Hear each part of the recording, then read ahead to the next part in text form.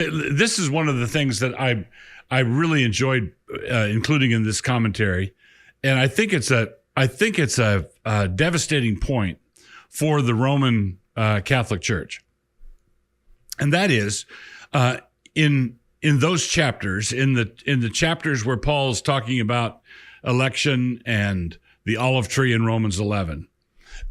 This is something that I don't think the only person I've ever seen that made this point or this connection was Bishop Ryle in the 19th century England. Ryle makes this point somewhere. But the point is that Paul is solemnly warning the Roman Church that the Jewish branches were removed because of unbelief. And he says, and you stand by faith. Do not be haughty. You don't support the root supports you. Now, he's just finished saying at the end of chapter 8, he's gone on this exultant hymn to the sovereignty of God, and who shall lay a charge against God's elect? It is God who justifies. So when we're talking about elect individuals, they're untouchable. They're bulletproof. No one will ever take them out of God's hand. The number of the elect individuals cannot be increased or diminished. All right. So he's just finished saying that.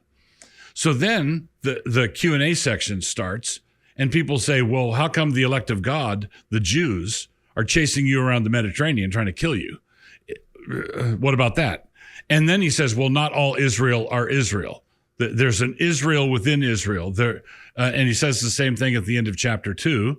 He's not a Jew who is one outwardly, but one inwardly. And so true individual election, when someone is regenerate, is something that cannot be taken away, cannot be removed. It cannot. But a corporate body can be removed. The Jews were removed.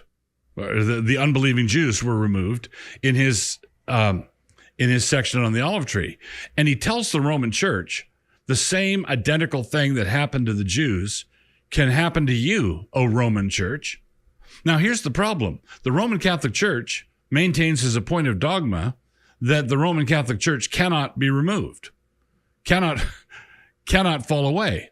And they also maintain as a point of dogma that individual election is, the assurance of salvation that is displayed at the end of Romans 8 is inappropriate for any individual Christian. Right. So when Paul says that basically who will lay a charge against God's elect, the Roman Church tells the individual Christian, you can't be sure of that. Right.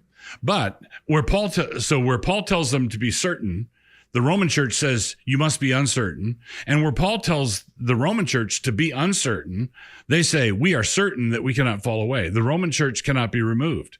We are the root and we support the tree. And the testimony against this is found in the letter to the church at Rome. Right.